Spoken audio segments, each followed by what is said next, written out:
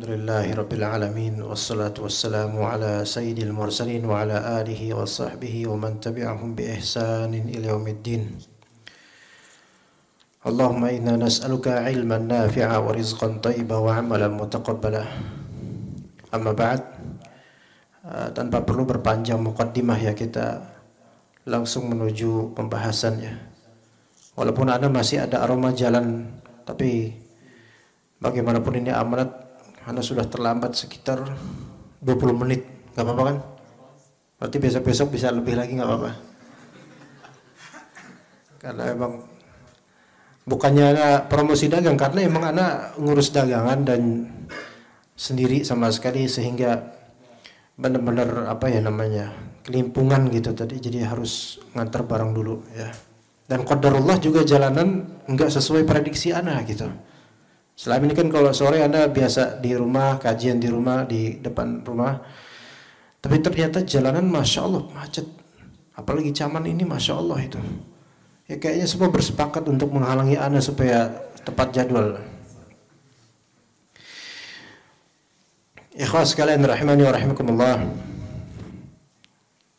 Di dalam pembahasan manhaj itu ada pembahasan tentang manhaj menuntut ilmu. Dan di antara tema dalam urusan manhaj menuntut ilmu yaitu kriteria muallim atau guru yang berhak atau layak diambil ilmu darinya. Tidak semua yang berbicara didengar, dan tidak semua yang terdengar itu untuk kita pahami, enggak. Melainkan yang kita dengar adalah yang benar. Itu saja, yang benar. Yang terdengar adalah yang benar, dan yang kita cari pendengar kita padanya adalah yang betul-betul selektif, ya, terselekted, ya, diseleksi. Di antara pembahasan ulama mengenai hal ini adalah mimman la yu'khadhu minhul ilm, pihak-pihak yang tidak layak diambil ilmu darinya. Ya. Yaitu di antaranya man qalla fiqhuhu minal ibad. Orang yang sedikit fikihnya di antara para ahli ibadah. Ibadahnya Masya Allah. Dan kelihatan orang yang wara, bertakwa dengan pakaiannya dan seterusnya. Tapi qalla fiqhuhu, fikihnya sedikit. Ya, nilai dan timbangan ilmunya itu enggak seberapa. Ya. Ikhwas sekalian, di sini Anda mengambil referensi dari kitab Syarah Qaul Ibn Sirin, penjelasan perkataan Ibn Sirin yang masyhur, inna hadzal ilma dinun fanzuru amman ta'khudhu dinakum. Sesungguhnya ilmu ini adalah agama, maka lihat-lihatlah dari siapa kalian mengambil ilmu. Ini dijelaskan dan ditulis kitab ini oleh Syekh Ahmad bin Umar Salim Bazmul, hafizahullah ta'ala, salah satu ulama terkemuka di Saudi Arabia. Beliau berkata, al-alim huwa man jama'a bainal ilmi wal amali wa ghalaba alaihi al-ilmu. Alim, orang alim, bukan istilah orang alim Indonesia ya. Kalau istilah orang alim Indonesia itu antum alim semua sekarang, karena pakaiannya bagus. Apalagi yang jenggotan tuh udah langsung alim dah khalas. Tapi alim di sini secara istilah yang syar'i. Alim itu adalah man jama'a bainal ilmi wal amal, yang mengkompromikan, menggabungkan antara ilmu dan amal. Ya, antara ilmu dan amal, stabil. Tetapi alim itu wa ghalaba alaihi ilmu, lebih berat di ilmunya gitu loh. Ilmunya lebih menonjol dibandingkan amalnya. Ini enggak melazimkan bahwasanya orang alim ini amalnya sedikit, enggak mesti. Cuman yang betul-betul zahir pada dirinya ini keilmuan. Barangkali antum melihat seseorang pakai baju kemeja flanel. Tahu kemeja flanel kan kotak-kotak itu biasa. Tapi kalau dia berbicara ilmu agama, benar-benar sesuai dengan dalil dan istidlalnya benar. Tapi ada kalanya antum melihat seseorang Masya Allah, ya, pakai jubah yang mengkilap Masya Allah. Kemudian sorban, ya. Tapi kalau antum mendengar dia berbicara agama, dia lebih bodoh daripada keledai peliharaannya. Artinya itu bahasa ulama gitu. Kalau bahasa ulama untuk menjarah seseorang ya, wa fulan ahmaq min himari ahli. Lebih dungu daripada keledai peliharaannya sendiri. Artinya ini orang ini nggak ngerti apa-apa. Ada yang seperti itu. Jadi alim itu sangat, dia lebih nonjol di apanya? Di keilmuannya. Tapi amalannya itu mungkin nggak begitu kelihatan. Tapi insya Allah dia rajin beramal di kesendiriannya tanpa kita ngelihat. Itu alim namanya. Ya. Kemudian bedanya dengan abid. Jadi ada istilah alim, ada istilah abid. Nah ini perhatikan di sini alim, ada abid. Istilah abid sendiri sebenarnya nggak jelek. Secara zat itu abid ahli ibadah, oh bagus daripada ahli maksiat kan ya, ahli ibadah. Tetapi abid itu adalah man ishtaghala bil ibadati wa ghalaba alaihi al-amal. Yaitu abid adalah orang yang menyibukkan diri dengan ibadah dan amalan itu, amal ibadah itu lebih dominan pada dirinya dibandingkan ilmu, lebih menonjol. Ya, sekarang kalau antum lihat misalnya ada seseorang megang tasbih, biji tasbih. Ya, kayak gini aja terus ya. Tapi lisannya nggak bergerak, itu ngapain tuh? Ya, kelihatan kayak abid kan, ahli ibadah, zikir terus zahir tampak ibadah pada dirinya gitu loh. Ini disebut abid, baik secara bahasa atau secara syar'i. Tapi kalau misalnya abid ini betul-betul lebih sibuk di ibadah saja dan nggak mau dan memutus diri dari ilmu, maka ini yang tercela. Tidak boleh diambil ilmu darinya. Maka yang afdal adalah, atau dikatakan di sini, al-alimul amilu afdalu minal abidi katsiril amal. Orang yang berilmu dan rajin beramal itu jauh lebih baik daripada enggak rajin beramal. Orang yang berilmu dan beramal itu lebih baik jauh dibandingkan dengan orang yang semata-mata sebatas banyak beramal dah selesai. Ya. Itu yang disebutkan oleh Nabi SAW dalam hadis riwayat Abu Darda. Inna fadlal alimi 'alal 'abidi ka fadlil qamari lailatal badri 'ala sa'iril kawakibi. Sesungguhnya keutamaan seorang yang berilmu dibandingkan seorang yang abid. Nah, ini berarti Nabi SAW sudah mencetuskan istilah alim dan abid. Jadi ini istilah syar'i yang terlahir pula dari lisan Rasulullah SAW. Ya, kita bagaimana mendefinisikannya? Tadi alim adalah orang yang fokus, ya, banyak di ilmunya gitu, menonjol di ilmunya gitu loh. Dan insya Allah dia beramal. Adapun abid dia menonjol di ibadahnya dan spending time-nya itu lebih ke ibadah dibandingkan ilmu. Nah, keutamaan orang yang berilmu dibandingkan orang ahli ibadah kafadlil qamari lailatal badr.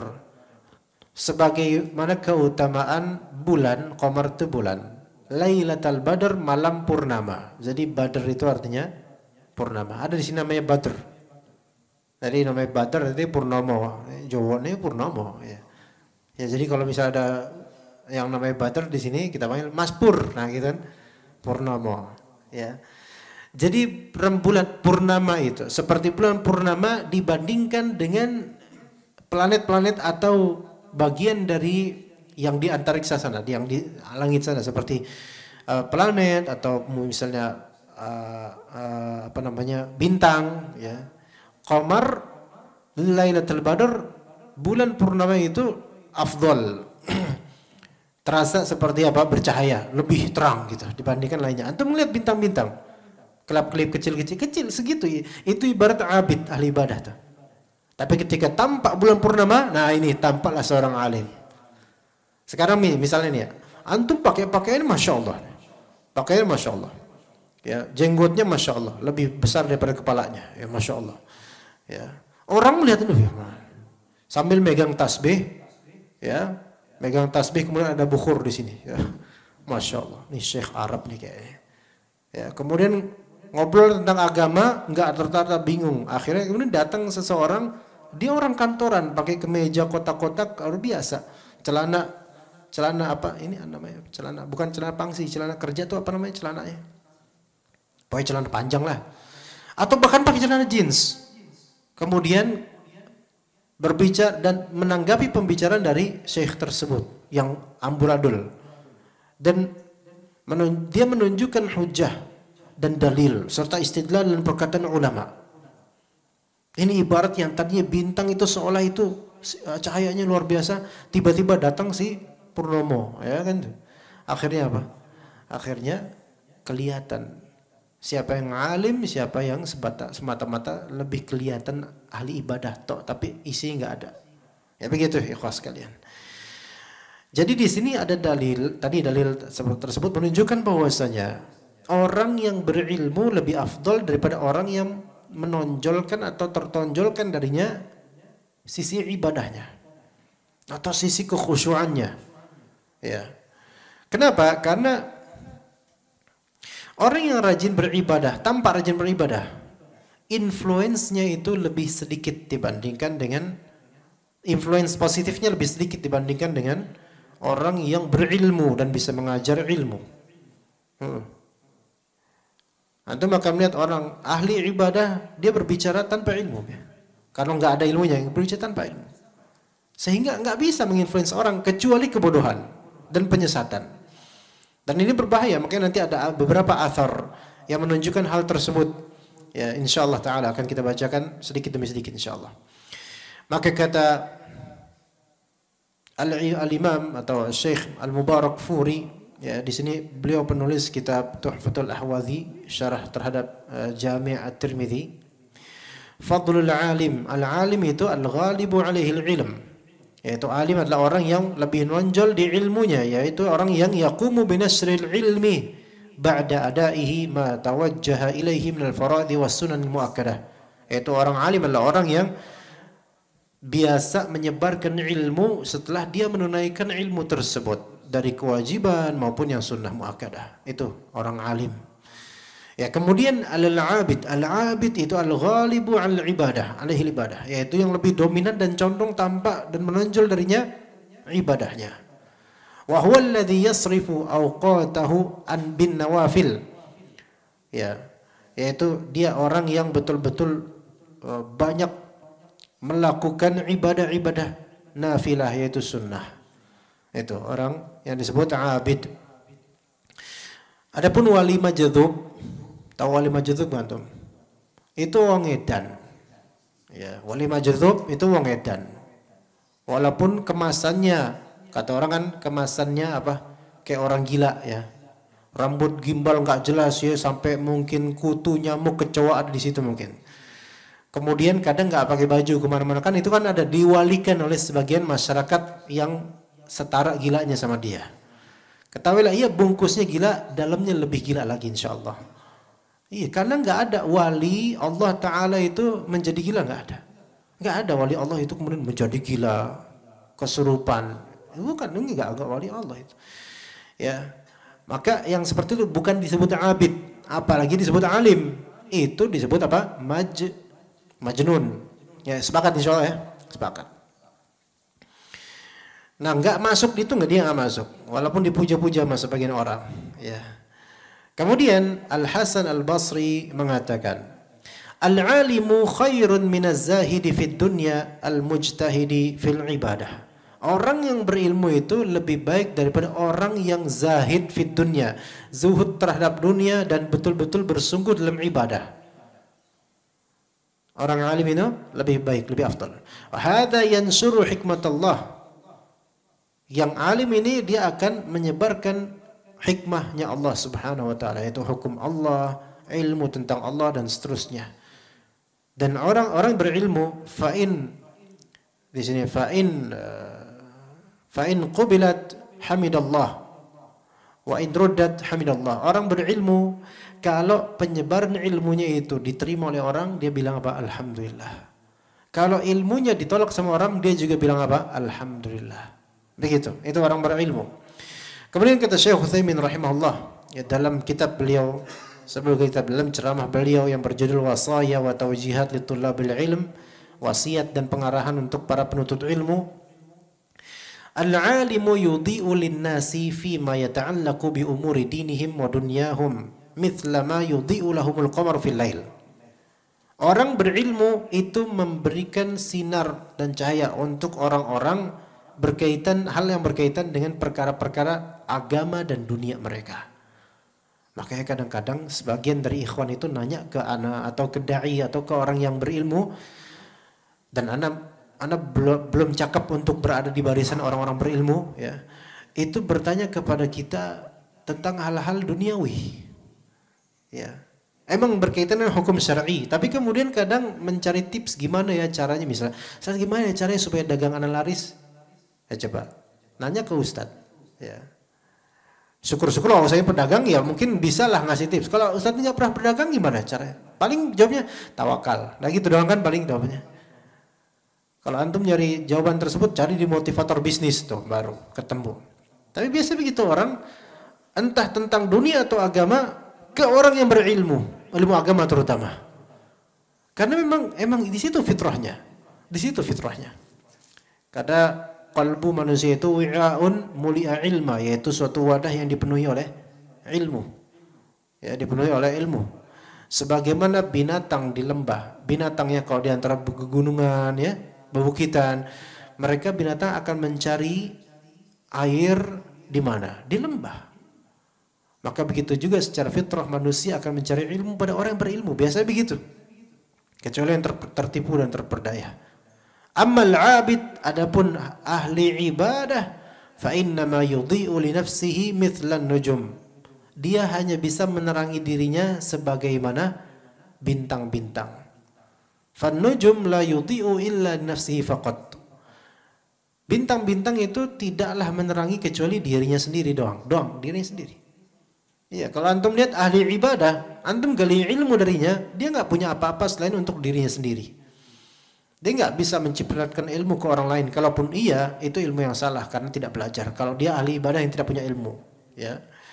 Jadi fal 'abidu ibadatuhu maqsuratun 'alaih. Ahli ibadah itu ibadahnya terbatas, limited buat dia doang.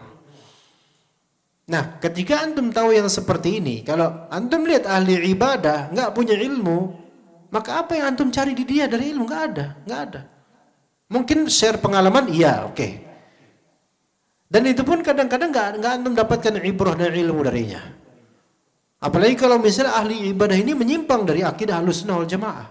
Coba dong bang, pak, share dong pak pengalaman sampean beribadah. Oh saya pernah i'tikaf di kuburan keramat wali fulan. Nah ini nggak ada ilmunya ini. Terus apa yang didapatkan? Saya dapat wangsit di sana, pakai W bukan P ya. Dapat wangsit seperti apa? Oh pokoknya saya disuruh zikir 1000 kali ini, 2000 kali ini. Nah ini bukan ilmu, ini bid'ah namanya. Ya. Jadi ahli ibadah yang tanpa ilmu itu malah menerangi dirinya sendiri dan kerap terperdaya oleh kebodohannya sendiri. Sebagaimana dikatakan oleh orang-orang Arab, faqidus syai'i la yu'tih. Orang yang tidak memiliki tidak akan mampu memberi. Ya enggak? Iya, Anda punya, misal Anda punya fulus, ya, Anda punya fulus, Anda ngasih antum fulus ini, mungkin, ya, sebenarnya nggak mungkin juga, Anda nggak mau juga sih, ya, mungkin secara logika mungkin lah. Taib. Sekarang kalau misalnya Anda nggak bawa fulus, nggak punya fulus, rekening pun nggak ada, antum minta sama Anda, waduh, gimana ya, Anda nggak ada fulus nih. Akhirnya Ana minjem sama, Ana astair fulus dong, ya, minjem fulus. Oke, baru dapat. Ya, biasanya ada beberapa ikhwan, apalagi yang masih lajang nih, ya, nanya ke ustadz, minta fatwa ustadz. Yang nanya tuh calonnya sebenarnya, yang nanya, akhi, ya, apa sih hukum gini akhi? Aku nggak tahu nih akhi, tolong dong. Ya. Langsung nyari, memburu ustadz yang bisa ditanya, yang ustadznya yang responsif kalau bisa. Ustadz apa hukumnya ustadz? Kalau bisa sama dalil ustadz ya, biar. Habis itu ustadznya dijawab dengan wajib jawabnya. Hukumnya ini, dalilnya ini, istilahnya ini, masya Allah. Ikhwan ini pengen kelihatan alim di mata calonnya, ya. Kemudian akhirnya ikhwan ini, wah jangan sampai di forward. Kalau di forward nanti ketahuan sama dia kan, forwarded kan, ketahuan jawaban orang lain nih. Akhirnya dia kopas. Dia kopas, kemudian pas dikopas belaga dia ngetik tuh supaya dikira sama calonnya itu lagi typing. Nah, Anda tahu akal-akalan seperti ini. Anda nggak pernah kayak gini, cuman Anda tahu dah. Ya, itu ibarat belaga jadi bintang, mau jadi rembulan, mau jadi purnomo dia, tapi nggak bisa. Tapi ya bisa aja. Yang terperdaya siapa? Perempuan. Karena perempuan itu makhluk yang paling mudah terperdaya oleh kalimat. Ya. Kalau laki-laki paling mudah terperdaya oleh pandangan. Makanya kekurangan laki-laki di mata, kekurangan perempuan di mulut. Ya begitu. Taib. Jadi ya seperti itu, orang fakir syai la yu'ti. Orang yang nggak punya nggak bisa memberi dia. Kalaupun dia memberi, biasanya bukan punya dia, atau minta dulu baru dia punya. Tapi orang yang memang sudah punya bekal, dia bisa memberi. Dan ilmu, ikhwas kalian, ilmu semakin antum memberi dengan ikhlas, semakin Allah berikan fadilah dan juga ilmu tambahan buat antum insyaallah. Maka kalau antum menunaikan sedekah ilmiah atau zakatul ilm yang berupa amal soleh, mengamalkannya dan juga menyebarkannya, Allah berikan kemudian keberkahan di ilmu tersebut. Ilmu yang mengendap dan disimpan, itu dia akan hilang dengan sendirinya. Ya, sebagaimana harta kita nanti juga akan terwariskan hilang. Tapi ilmu yang antum amalkan dan antum sebarkan untuk umat dengan ikhlas, maka insya Allah bermanfaat. Kemudian ikhwas sekalian, dikatakan oleh di sini anak akan menyebutkan beberapa athar atau perkataan dari para ulama Ahlus Sunnah wal Jamaah berkaitan dengan ini ya. Al-Imam Adz-Dzahabi berkata dalam di sini Imam Adz-Dzahabi berkata, disebutkan oleh Al-Munawi dalam kitab Faidul Qadir. Imam Adz-Dzahabi berkata, "Innama kana al-'alimu afdal." Orang alim itu lebih afdal, li'anna al-'alima idza lam yakun 'abidan fa 'ilmuhu wabalun 'alaih. Karena orang yang berilmu kalau misalnya dia tidak menjadi seorang 'abid juga, maka ilmunya akan menjadi bencana buat dia. Pahami baik-baik. Orang berilmu kalau dia tidak menjadi 'abid, menjadi ahli ibadah, maka ilmunya bencana buat dia. Artinya adalah disebut alim karena menjama' antara ilmu dan amal ibadah. Maka kalau cuman ilmu doang, amalannya nggak ada, dia nggak layak menyandang gelar alim. Begitu. Ya, makanya lebih afdal. Alim itu lebih afdal. Karena dengan ilmunya dia beramal. Dan abid tidak lebih afdal daripada alim. Karena apa? Karena dia hanya beramal dan belum tentu benar amalannya karena tidak punya ilmu. Wa ammal abidu bighairi fiqhin fama'a naqsihi huwa afdal bikathir min faqihin bila ta'abbudin. Nah, ini juga nih lihat. Adapun orang ahli ibadah tapi dia nggak punya pemahaman, maksudnya nggak punya ilmu yang luas. Ilmunya cuman sebatas untuk yang dia ibadahi saja gitu lah ya. Ilmunya cuman sebatas yang dia ibadahi saja. Misalnya dia itu adalah orang yang paling gemar sholat, baik 5 waktu, lebih juga termasuk amalan sunnah dari sholat. Dan dia mengilmui tentang fikih sholat. Tapi untuk urusan lain, zakat itu ajhalun nas, paling sebodoh-bodoh orang. Tentang fikih ekonomi syariah, wah itu lebih-lebih, nggak tahu.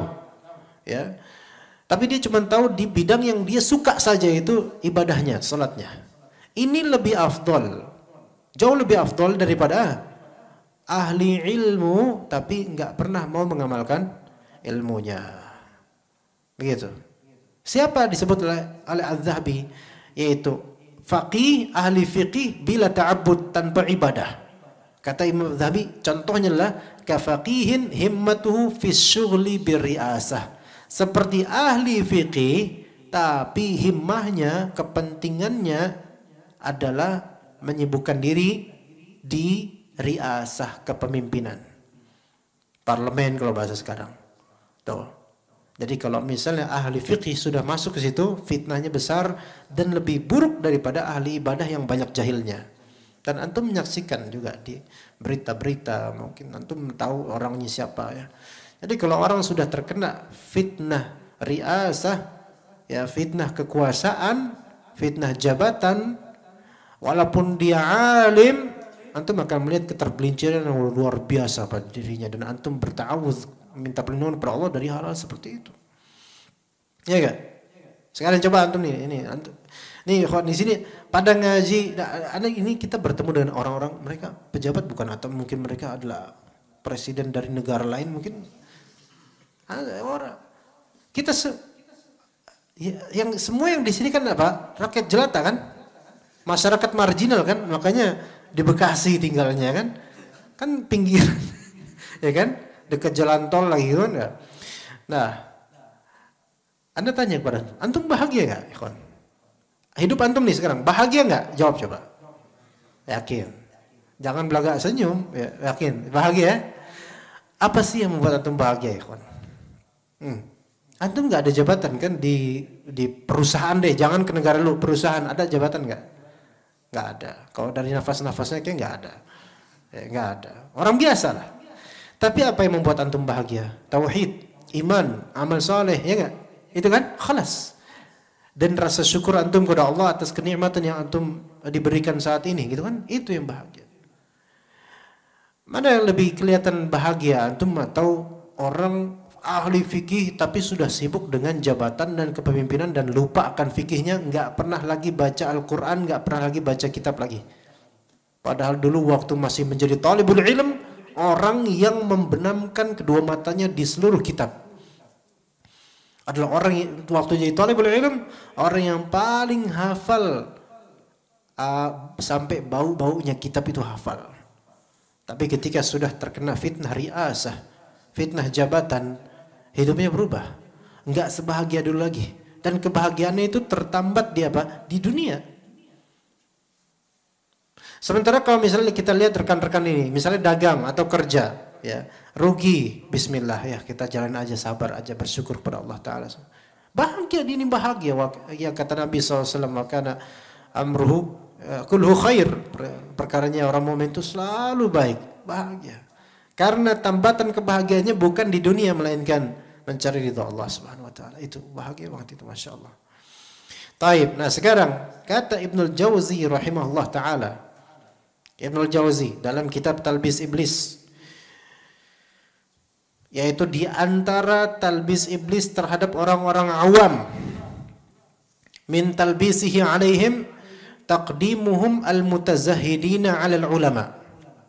Di antara talbis iblis, yaitu kamuflase iblis, syubhatnya iblis kepada orang-orang awam adalah orang-orang awam lebih mendahulukan ahli zuhud dibandingkan dengan orang alim, orang berilmu. Ya.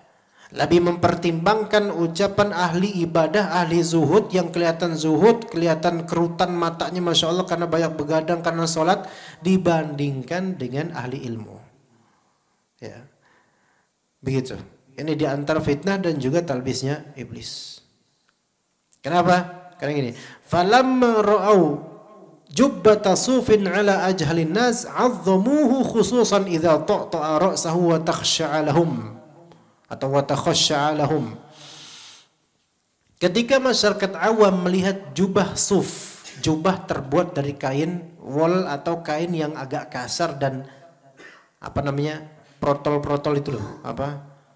Biasanya kan kain yang kualitasnya kurang bagus itu loh, yang ada apa namanya? Serabut. Ya benar, kayak gitulah, kasar lah pokoknya ya. Coba pegang aja baju antum mungkin seperti itu ya. Ya, Anda enggak alhamdulillah. Ya, ada apanya, serat-seratnya keluar gitu loh. Apa ya istilahnya? Ya gitu itu lebih afdal dari kalimat ini. Nah, itu nggak ada terjemahannya, sampai Inggrisnya mungkin nggak ada itu. Ya, ketika melihat jubatus suf yaitu suf, kain wol atau kain yang seperti itu tadi dipakai oleh ajhalun nas, sebodoh-bodoh orang. Ini orang ini paling bodohnya manusia gitu loh. Tapi dia pakai pakaian orang-orang zuhud gitu loh. Ya. Kalau sekarang mungkin pakai jubah tapi yang apa ya? Jubah yang bukan sederhana lagi. Jubah yang mengingatkan orang akan hari kiamat lah, pokoknya gitulah. Jubah yang Masya Allah, ya aduh ya Allah, ngelihat tuh langsung banget nih orang. Ini orang paling jahil pakai jubah zuhud gitu. Maka kemudian orang-orang pun azzamuhu, akan mengagungkan orang ini dibandingkan dengan orang-orang alim yang pakaiannya itu standar atau mungkin bagus-bagus. Gitu. Kalau bisa kita ikhwan pakai pakaian itu bagus karena antum tuh kita tuh dilihat gitu loh. Ekspektasi orang tuh besar terhadap kita. Kalau tahu kita tuh orang pengajian, ngaji, ekspektasi mereka tuh lebih besar dibandingkan pandangan mereka kepada orang standar setara dengan mereka. Maka pakailah sesuatu yang menjadi perhiasan untuk supaya ini kita bawa agama, soalnya kita bawa agama, bukan cuma bawa diri kita sendiri. Maka kemudian mereka mengagungkan orang ini, khususan idza ta'ta'a ra'sahu wa takhashsha'a lahum. Lebih-lebih kalau misalnya ini orang jahil ini dengan pakaian suf ini, itu ta'ta'a ra'sahu. Apa ta'ta'a ra'sahu itu apa ngerti ada? Ya, Allah. Tok rasanya namanya tok ya. Tok doang. Ya tok arasahu. Wa takhashsha'a lahum, dan belagak khusyuk di depan orang-orang.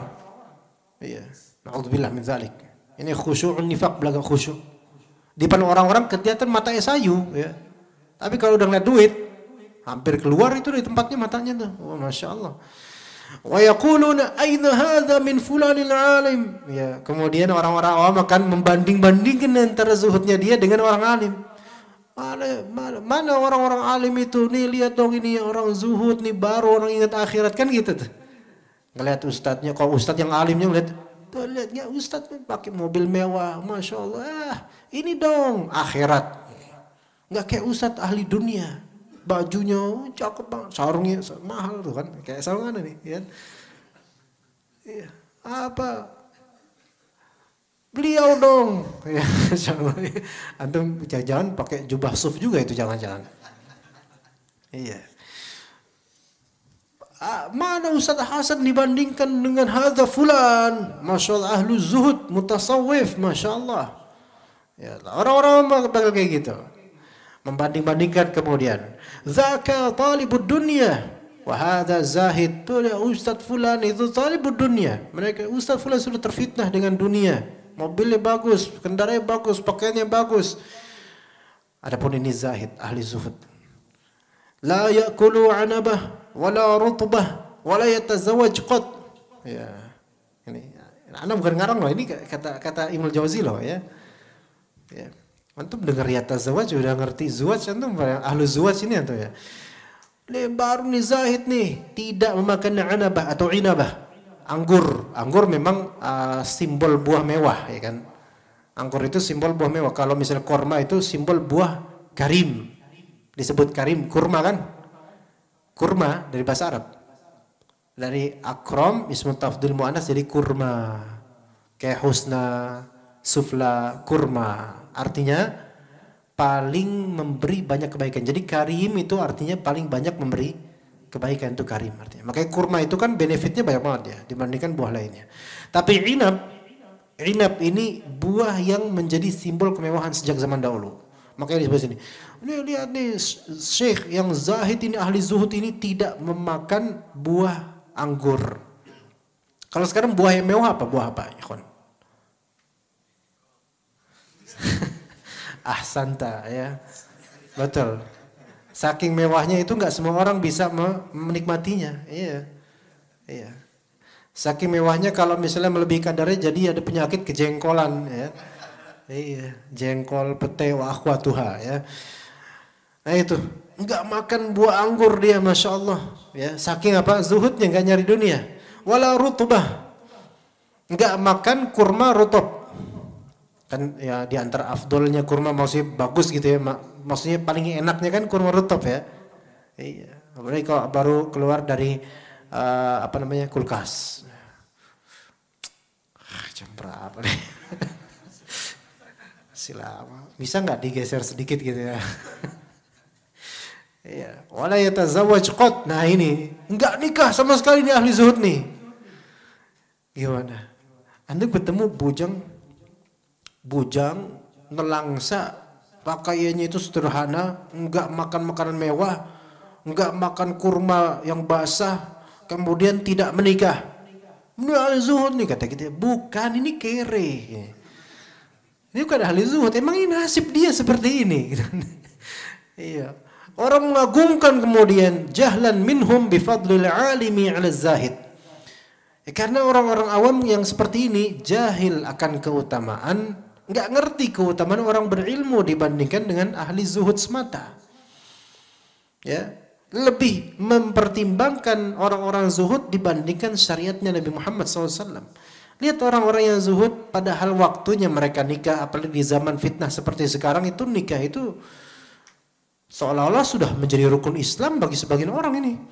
Wah, pokoknya kudu nikah karena fitnahnya besar sekarang. Perempuan bertebaran di mana-mana, awewe bergentayangan di sana sini. Wajib harus nikah. Kalau bisa jangan mencukupkan, jangan zuhud nikahnya satu toh. Kalau bisa ya bercita-cita lah minimal. Lebih more than one ya.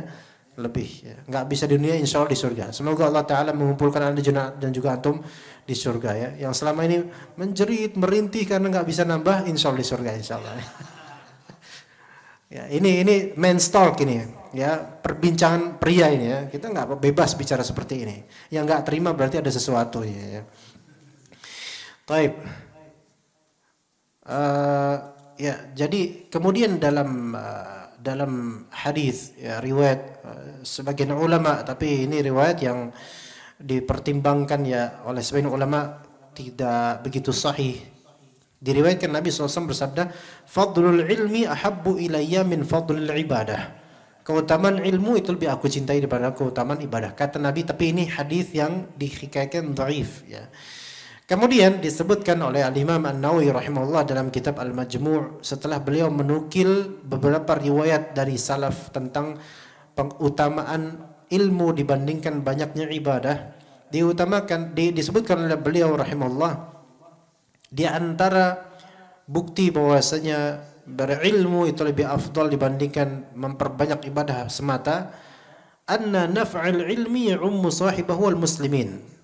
Bahwasanya manfaat ilmu itu umum, bisa untuk pemiliknya dan untuk kaum muslimin ya.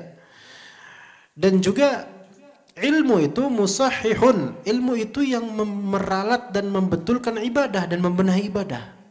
Iya, membenahi ibadah. Tapi ibadah enggak membenahi ilmu, ya enggak? Benar enggak? Ilmu itu bisa membenahi ibadah dan enggak sebaliknya. Ibadah nggak bisa membenahi ilmu, ya enggak? Betul. Coba antum misalnya selama ini ibadah, ya, misalnya antum selama ini buka puasa baca doa apa dulu, doa TVRI ya, doa TVRI lagi, doa TVRI, doa buka puasa di TV kan kayak gitu. Allahumma lakasumtu wa bika amantu wa ala rizkika aftartu bi rahmatika ya arhamar rahimin. Itu menjadi wiritan sejak lama tuh. Ternyata ketika antum tahu ternyata apa? Dhaif hadisnya. Antum pilih kemudian zahabal dhama wa btalatil uruq wa thabatal ajru insyaallah. Yang lebih sahih, yang sahih hadisnya. Taib. Ini berarti apa? Ilmu kan? Dengan ilmu ini akhirnya amalan antum yang tadinya tidak tepat atau kurang tepat ditepatkan oleh ilmu ini, diarahkan oleh ilmu.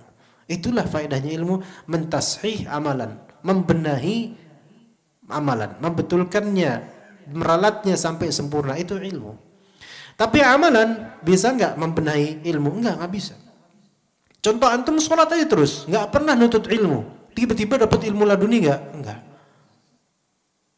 Sholat, tahajud pokoknya 23 rakaat. Maklum tahajud baca 1 rakaat 1 surat Al-Baqarah. Masya Allah. Ayat 1 sampai 286. Iya, 1 rakaat. Ya, rakaat kedua qul huwallahu ahad, langsung aja lah. Rakaat ketiga selesai. 1 malam itu baca Al-Baqarah misalnya. Kira-kira antum dapat ilmu baru nggak habis itu? Misalnya antum tiba-tiba dapat langsung tiba-tiba dapat wangsit ilmu tentang haid dan nifas. Padahal antum nggak ngerti ayat-ayat tersebut. Mungkin nggak? Nggak mungkin. Antum i'tikaf deh. Dari Ramadan sampai Ramadan tersebut, antum tinggal aja di Masjidil Haram tanpa ke majelis ilmu, tanpa baca kitab, tanpa baca apa-apa. Udah antum zikir aja, tahlilan aja sana. Atau antum tahlilan aja, pokoknya di mana tahlilan antum ke situ. Ayo sok. Yang penting ada nasi berkat pokoknya, ya kan? Nah, Apakah kemudian tanpa menyimak ilmu, tanpa membaca ilmu, apakah dapat ilmu baru? Enggak.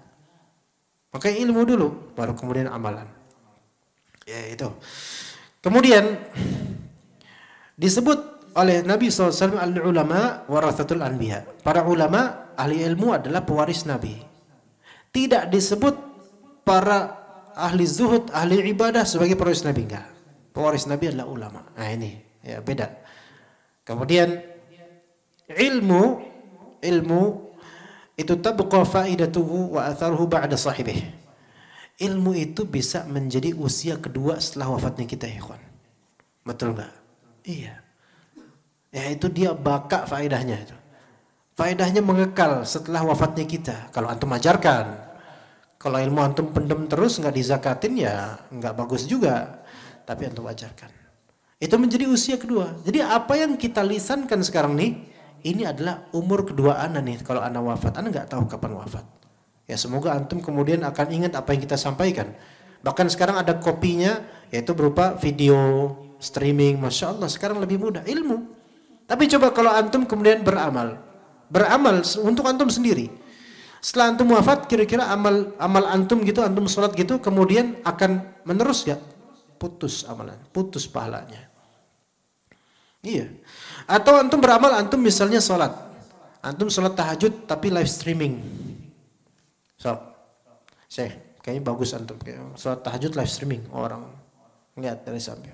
Ini ahli zuhud nih, kelihatan dari wajahnya nih. Iya. Masya Allah. Kira-kira orang dapat ilmu nggak dari situ? Enggak dapat ilmu. Kecuali kalau antum memang dalam rangka mengajarkan orang sholat dengan sesuai sunnah. Ya, tapi itu nggak harus sholat beneran. Ini aja kayak gini, kalau takbiratul ihram kayak gimana gini. Contoh ini ilmu baru. Ini baru ilmu. Nah begitu. Kemudian di antara keutamanya al-ilm adalah sifatun lillah. Ilmu adalah salah satu sifatnya Allah Subhanahu wa taala. Ini menunjukkan keagungannya. Apakah Allah tersifati dengan beribadah? Enggak. Tapi Allah tersifati dengan ilmu. Begitu ya ikhwas sekalian. Kata Al-Imam Al-Ghazali rahimahullah. Beliau menyebutkan beliau disebutkan oleh Al-Munawi dalam kitab Faidul Qadir. Al-Ghazali rahimahullah mengatakan al-ilmu asrafu minal ibadati ma'al amali bih. Ilmu dengan amalan itu lebih mulia daripada ibadah belaka. Ya. Tapi harus diamalkan ilmunya baru afdal. Wa illa kalau misalnya punya ilmu tapi enggak pernah mau ngamalin, kana ilmuhu haba'an manthura. Ilmunya itu hanyalah sebatas debu-debu yang berterbangan.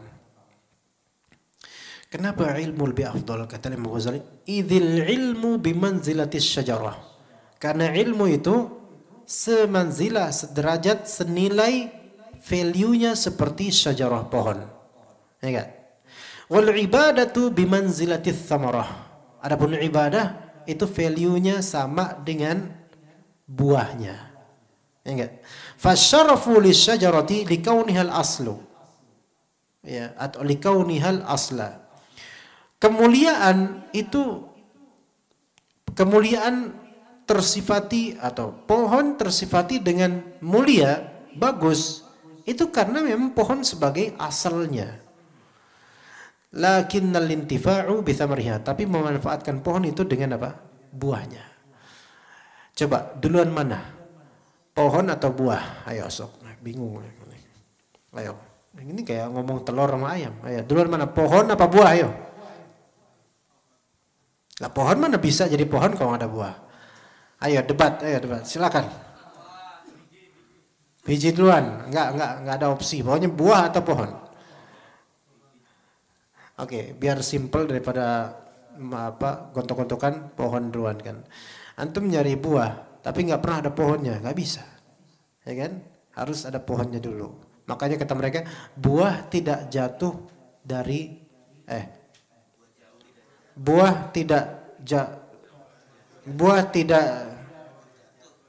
jatuh jauh dari pohonnya. Buah jatuh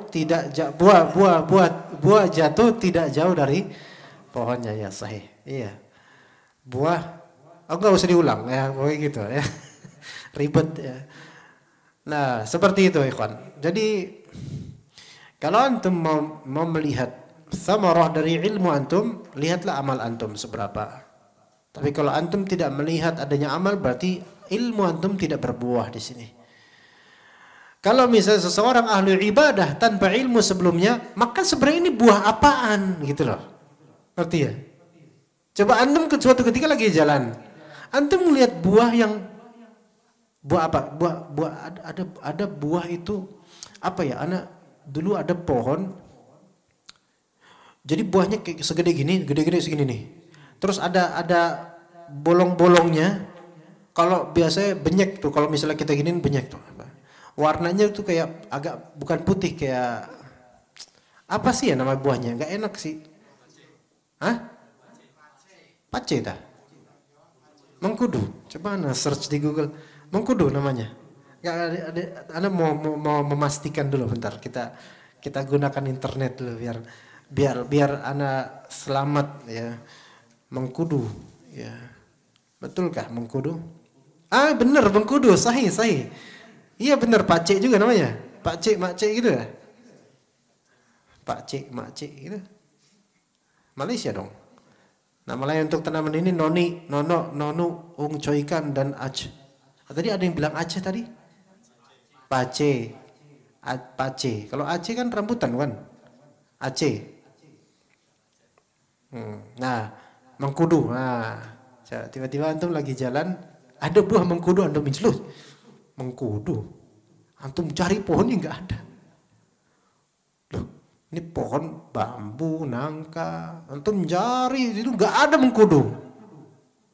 Itu ibarat antum melihat seseorang beribadah dengan cara yang antum cari dari lain nggak ada. Ya gak? Gitu kan? Seperti itu. Ini buah dari mana gitu loh? Kok bisa ada gitu loh? Ya seperti itu ya kawan. Kemudian Muttarif berkata, al-ilmu afdalu minal amal. Yang mau selonjoran kaki nggak apa-apa, selonjoran aja. Anda melihat kayak merasakan aura-aura pegel gitu kayak. Ya, nggak apa-apa, antum nggak usah cemburu. Anda kayak gini, nggak apa-apa, nggak masalah. Kita nyantai aja, kita kayak lagi ngopi-ngopi tanpa kopi gitu. Nyantai aja. Selonjoran aja nggak apa-apa. Tapi selonjorannya jangan ngadep ke anak kakinya, ke belakang. Ya. Di sini al-ilmu afdalu min amal. Ilmu lebih afdal daripada amal. Ala taru anna ar-rahiba yaqumul laila fa idza asbaha asyraka. Tidakkah engkau melihat bahwa ada rahib malamnya tahajud qiyamul lail, tapi pas paginya berbuat syirik. Jadi musyrik. Mungkin enggak? Ya itu rahib seperti itu emang. Malamnya itu menghambakan diri kepada Allah, tazkiyatun nufus. Paginya kemudian atas nama Jesus dan seterusnya, sama aja. Ya, sama aja, musyrik juga. Nah sekarang ya ikhwan, kita manhaj kita dalam menuntut ilmu adalah antum ketika melihat guru, jangan cuma melihat di sayup matanya. Wah dia tuh matanya tuh Masya Allah, kalau ngomong tuh matanya kayak gini gitu loh. Itu kayak khusyuk banget tuh orang gitu. Ustadz itu khusyuk, matanya tuh sayu gitu. Ya kan? Terus kalau misalnya kajian tuh ya Allah bikin nangis. Ya. Dan dia tuh suka nangis sesungguhnya sampai gemeteran tangannya. Gitu ya. Kemudian sampai kalau misalnya pokoknya ketemu beliau tuh seperti ada dua sungai air mata di sini. Masya Allah. Iya. Kalau sama beliau tuh kayaknya hati tuh lembut banget rasanya. Enggak gitu caranya. Manhaj dalam menuntutmu enggak gitu. Enggak dinilai dari situ, ikhwan. Enggak dinilai dari situ. Salah kalau antum menilai dari situ ya salah. Ya. Nanti kalau misalnya ada ustadz yang wajahnya nggak sejuk gimana? Padahal ustadz ini ahlu sunnah, akidahnya masya Allah, fikihnya mantap, tapi mukanya itu bikin orang istighfar. Ayo coba gimana? Gimana?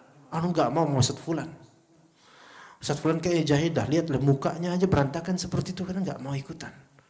Ini barometer yang salah. Nggak dilihat dari semata-mata penampilan belaka. Antum lihat bagaimana latar belakangnya. Apakah ini dai ini benar-benar udah belajar sebelumnya, dari mana belajar gitu loh. Dan juga pergaulan Ustadz ini, bertemannya dengan siapa biasa, yang berkumpul dengan Ustadz mana gitu dan seterusnya, itu berpengaruh, sangat berpengaruh ya. Sangat berpengaruh. Jadi jangan dilihat dari apa? Dari kelihatan abid, ahli ibadah, ahli menangis dan seterusnya. Ini sangat tidak cukup. Bahkan dikhawatirkan apa? Dikhawatirkan ada kepalsuan dalam tangisan-tangisan. Lihat kata Sufyan Ats-Tsauri, ikhwan. Kata Sufyan Ats-Tsauri dalam masalah tabaki. Ada namanya masalah tabaki.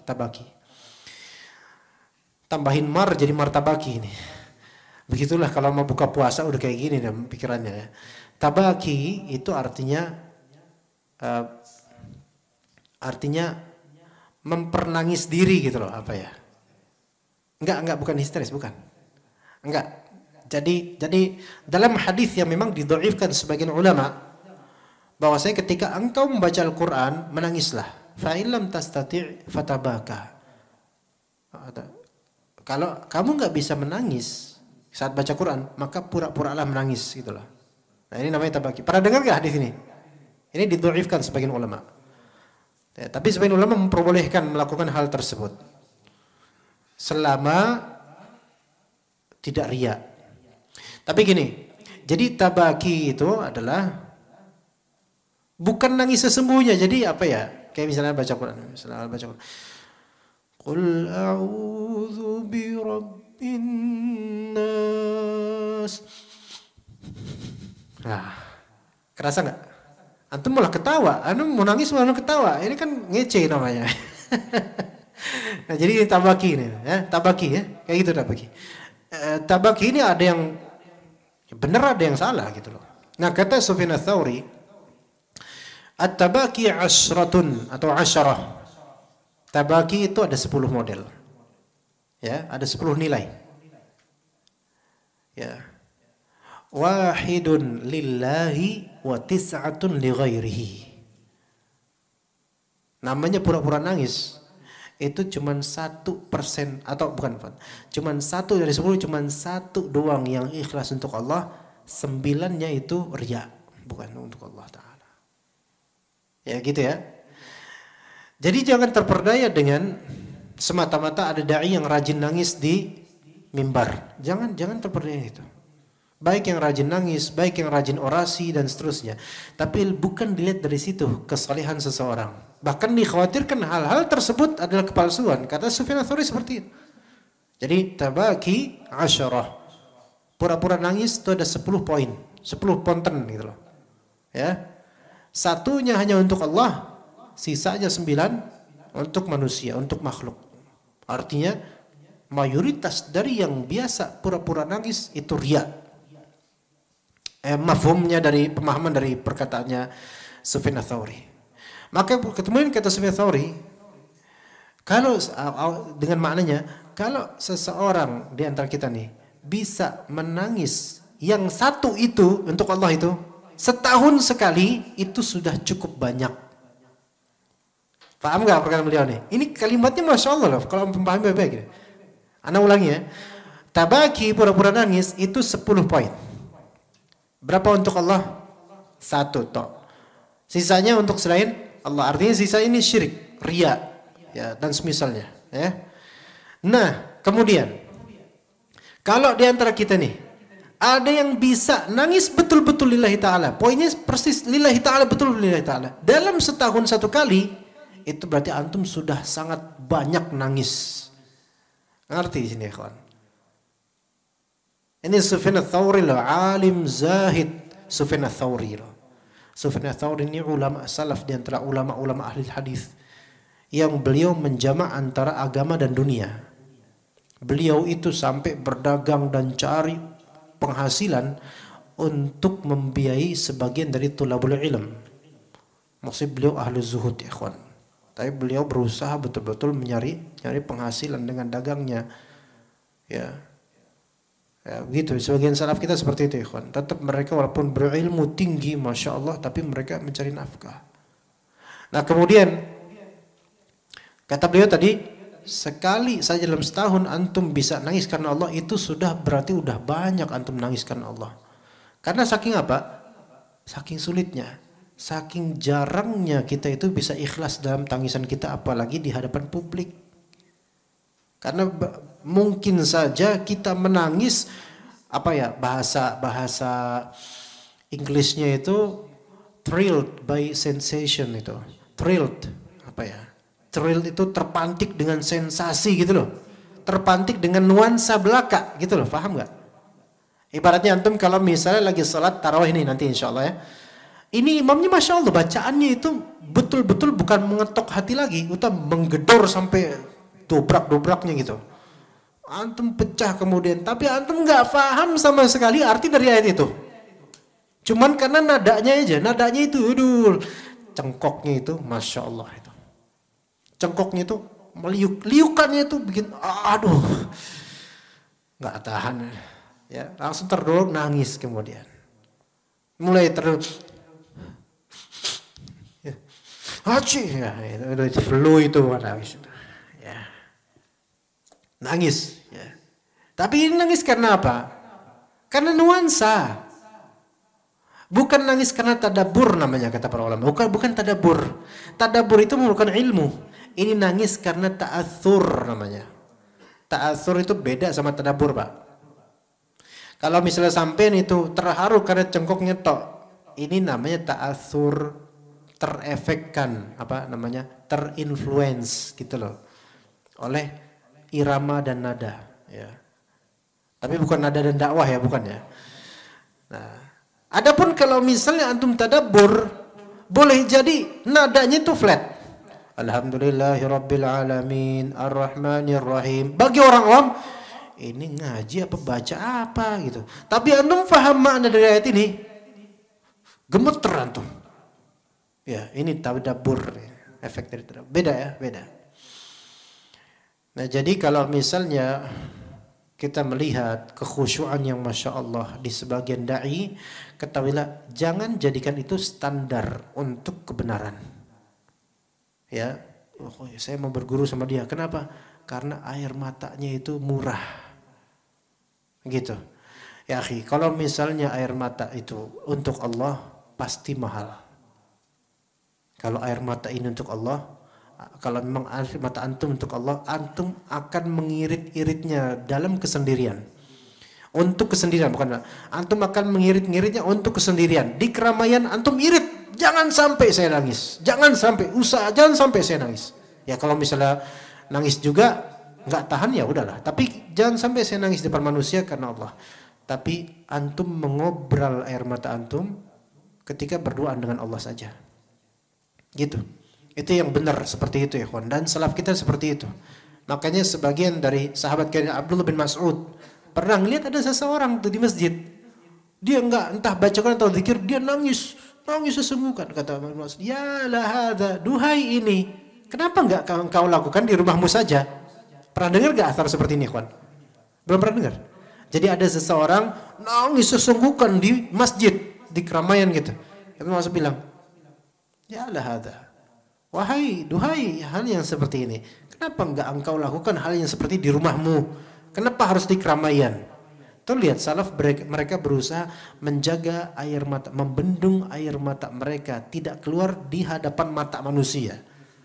Tapi mereka hanya betul-betul mengucurkannya hanya di hadapan Allah Subhanahu wa taala. Begitu ya, ikhwan. Ya ini bukan berarti menuduh dai-dai yang menangis pas lagi kajian. Karena kadang-kadang menangis karena memang udah betul-betul waktunya menangis, nggak bisa lagi ditahan mungkin. Tapi kalau sering mengobrol tangisan dan seterusnya di depan umat, itu malah justru ini beda. Ini nggak bisa ini seperti ini. Ini ada masalah, ini nggak benar. Begitu ya, kawan. Ya seperti ini. Ya kemudian juga dalam bacaan-bacaan Al-Quran dan seterusnya, sebatas mahir membaca Al-Quran saja itu nggak mesti apa? Nggak melazimkan benarnya seseorang. Ya begitu ya kawan. Kayaknya udah menjelang Isya nih kayaknya. Iya. Kita cukup aja mungkin. Ada pertanyaan mungkin. Fadol, kalau ada yang bertanya fadol. Kalau nggak ada kita buka. Fadol.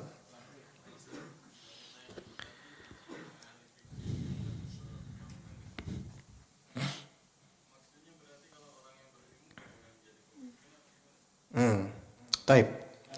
Ahli fikih sekarang Mas Bro Pak Bang ya siapa? Anda manggilnya Mas atau Syekh Fajri. Belum nikah. Keterangan itu sebenarnya nggak penting sih bagi anak. Itu nggak penting buat anak. Antum mau udah nikah mau nggak nikah kan yang penting anak udah nikah, itu kan yang penting.